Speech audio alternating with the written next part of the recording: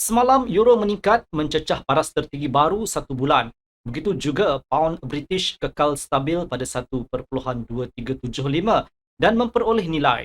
Namun begitu, pembetulan menurunnya kekal utuh kerana sterling gagal menembusi di atas sempadan atas saluran menurun. Tumpuan peserta pasaran adalah pada data pekerjaan Amerika Syarikat. Jabatan Buruh melaporkan bahawa tuntutan pengangguran awal Amerika Syarikat meningkat secara mendadak kepada 231,000, peningkatan 13,000 daripada tahap yang disemak minggu sebelumnya iaitu 218,000. Selain itu, pengeluaran perindustrian Amerika Syarikat jatuh sebanyak 0.6% pada bulan Oktober selepas kenaikan 0.1% pada September. Akibatnya, dolar Amerika Syarikat merosot, membolehkan euro dan pound sterling meningkat. Kemudian pedagang mengalihkan tumpuan mereka kepada kenyataan pegawai Fed. Mereka menyatakan bahawa Bank Pusat Amerika Syarikat akan mengekalkan kadar faedah dinaikkan lebih lama untuk terus memerangi inflasi walaupun inflasi terus menurun.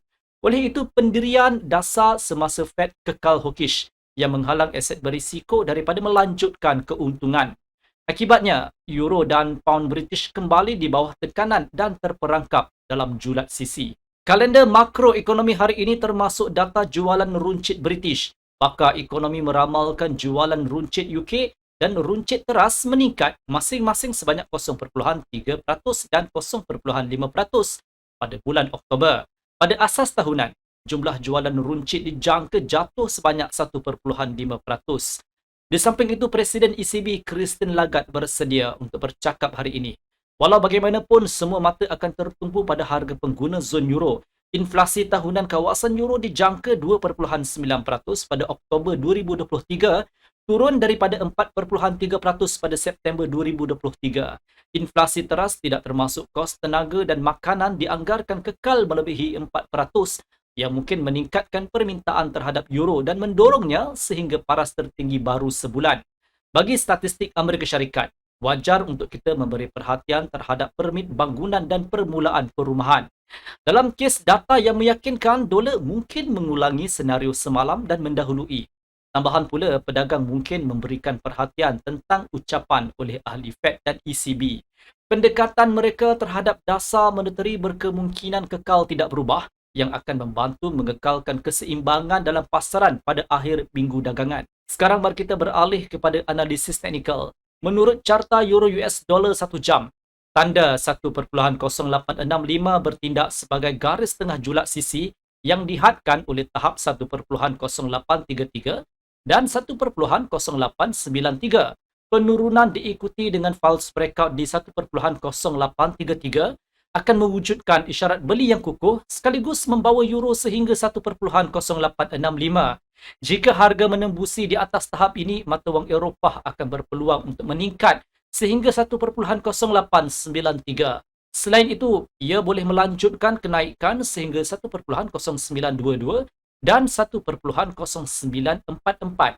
Pada tahap ini, saya cadangkan untuk melakukan penjualan di rebound dengan jangkaan pembetulan intraday 25 sehingga ke 30 pips. Penjualan di 1.0865 dan 1.0893 boleh dipertimbangkan hanya di false breakout. Sempadan bawah julat pada 1.0833 boleh dilihat sebagai sasaran untuk penurunan harga. Jika harga tetap di bawah tanda ini dan mengujinya dari bawah ke atas, jumlah penjualan akan meningkat lantas mengheret euro turun sehingga 1.0802 dan 1.0774. Pada tanda ini terdapat peluang untuk pembelian di rebound dan ia bergantung pada pembetulan intraday 25 sehingga ke 30 pips. Bercakap mengenai pound British, ia didagangkan pada sekitar 1.2411 di mana garis tengah julat sisi baharu berkemungkinan boleh menjadi asas untuk keuntungan selanjutnya. Jika kenaikan harga menguasai 1.2411, ia adalah satu keputusan yang bijak untuk melakukan pembelian dengan jangkaan kenaikan sehingga 1.2451 dan 1.2502.